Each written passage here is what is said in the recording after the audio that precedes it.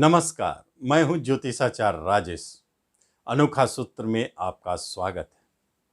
आपसे एक निवेदन है कि आप पहली बार इस चैनल पर आए हैं तो इसे जरूर सब्सक्राइब करें और बेल आइकन अवश्य दबावें।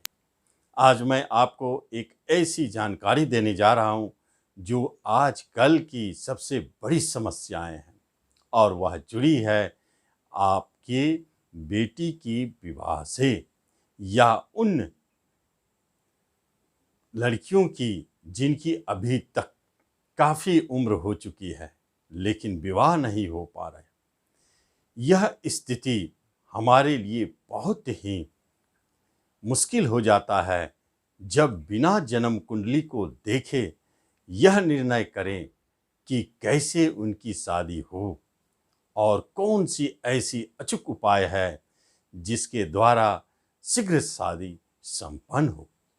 ऐसा देखने के लिए मिला है कि योग्य, पढ़ी लिखी, उच्च शिक्षा को प्राप्त, जॉब करने वाली, गवर्नमेंट जॉब में, इन सब स्थितियों में भी सुंदर लड़कियों की विवाह में विलंब हो रही है, नहीं हो पा रही है। ऐसा क्या कारण है जब सारे गुण संपन्न होकर भी लड़कियों की शादी नहीं हो पाती है?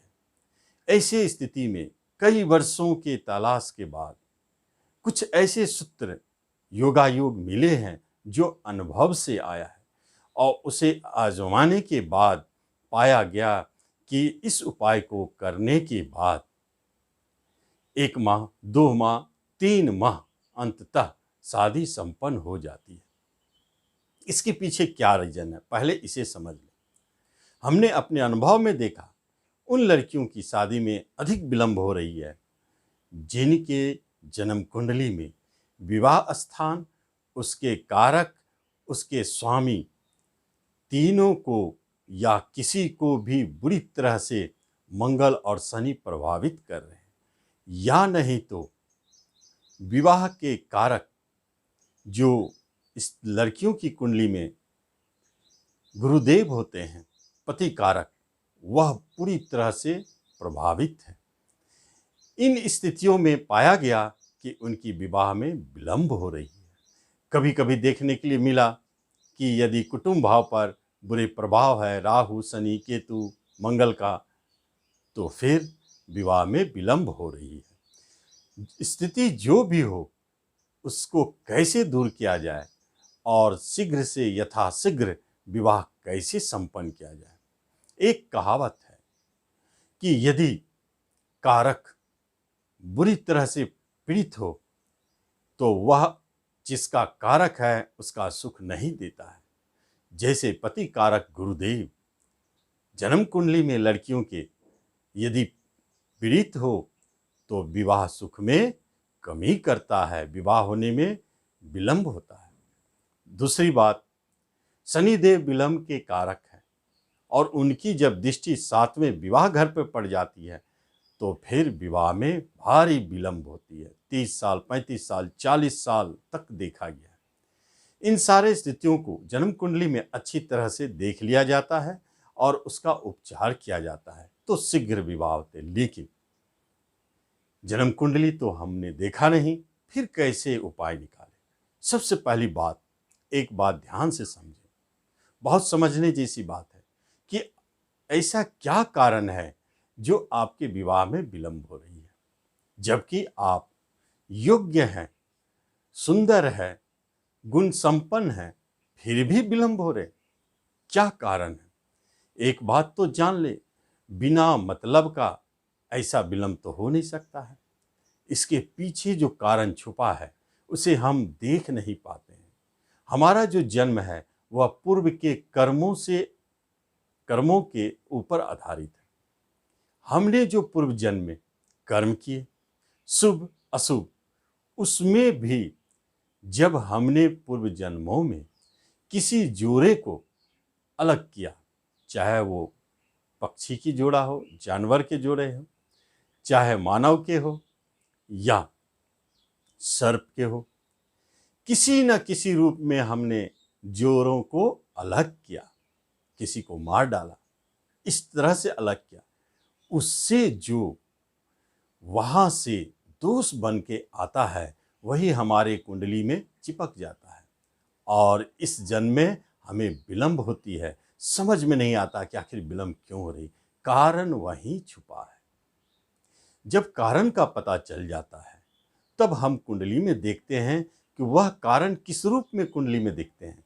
तो दिखते हैं कारक के रूप में जो प्रीत हो, या विवाह घर पर शनि की दृष्टि हो, राहु और मंगल का प्रभाव, इन सब कारणों से यह दिखने लगता है।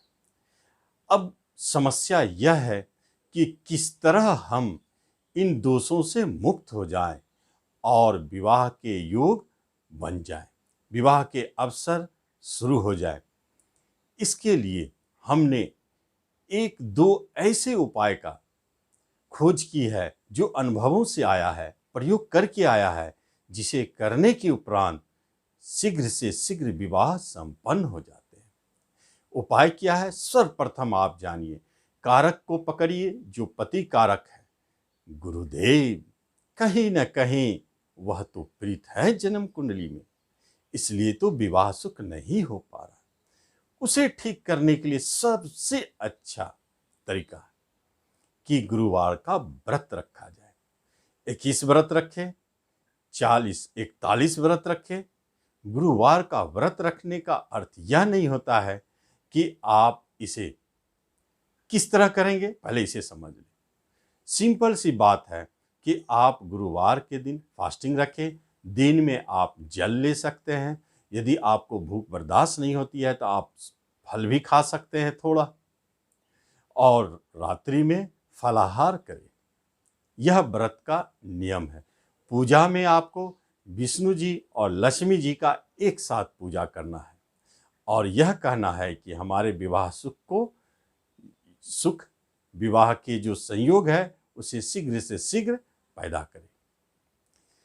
इस तरह पहला हम लोग गुरुवार को इस उपाय के द्वारा गुरु को मजबूत करेंगे, क्योंकि टोपाज पुखराज पहनने का विधान है, परंतु जरूरी नहीं है कि आपके कुंडली में लग्न और राशि के अनुसार पुखराज सूट करे। इसलिए व्रत के द्वारा ग्रहों को बल देने से ग्रह यदि आपके कुंडली में अशुभ स्थिति में भी है या शुभ स्थिति में भी है, दोनों हालत में आपको फायदे मिलेंगे। इसलिए यह उपाय महत्वपूर्ण है। दूसरी बात, राहु शनि केतु मंगल ये चारों ग्रह अति विशिष्ट हो जाते हैं।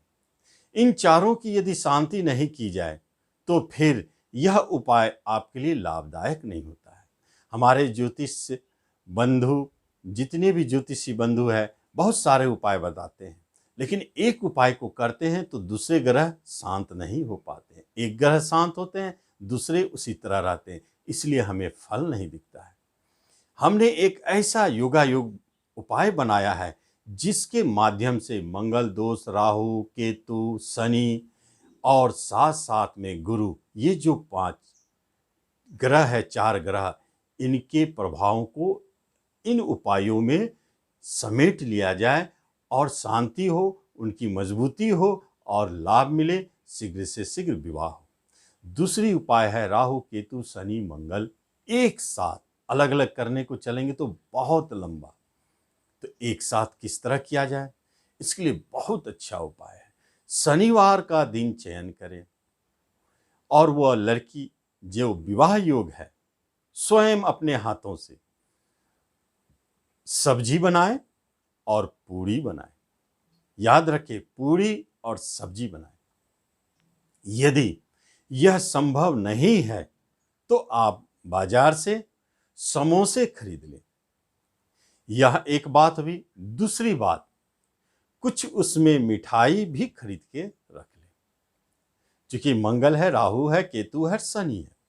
शनिवार का दिन चयन करने के पीछे मकसद है कि शनि और मंगल का दिन और गरीब भिखारियों को खिलाने का मकसद है। दरिद्र नारायण जिस पर शनि और राहु का प्रभाव होता है, और मिठाई के रूप में मंगल देव को हम लोग लेते हैं खुश करने के लिए।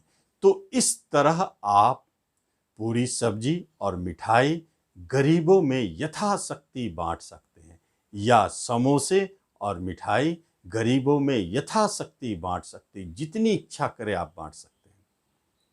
ये दो उपाय एक साथ करना है ताकि किसी भी ग्रह को मौका ना मिले कि आपके वैवाहिक बंधन को तोड़ दे। क्योंकि कई बार देखा गया है उपाय करने के बाद योग तो संयोग उत्पन्न हो जाते हैं, लेकिन अंतिम मोमेंट में जा करके वह विवाह टूट जाते हैं, नहीं हो पाता है। कई बार तो आप देखे हैं कि बात सारे बन गए, छेका तक भी हो गई, लेकिन उसके बाद भी विवाह टूट गए। ये सारे स्थितियों में शनिदेव बड़े जिम्मेवार होते हैं। इसलिए दोनों उपाय को एक साथ करना है, और इन दोनों उपाय को आपने व्रत 21 दिन की रखी है तो 21 शनिवार तक ये दान करना है। यदि व्रत को आपने बढ़ा करके 40 दिन 41 दिन किया है तो 41 दिन ये दान को भी जारी रखें, गरीबों को खिलाने का। दोनों एक साथ चलेगा, दोनों बंद भी एक साथ करेंगे। तो इस उपाय को आप आजमा के देखें, यह आजमाया हुआ है और लाभ देता है। हम समझते हैं कि इस उपाय के द्वारा कठिन से कठिन और बहुत ही जटिल से जटिल विवाह संबंधित दोषों को भी दूर करता है और विवाह के संयोग उत्पन्न करते हैं। 1 माह से लेके 3 माह होते होते यह विवाह जरूर संपन्न हो जाते हैं। तो आप इसका लाभ लें। धन्यवाद।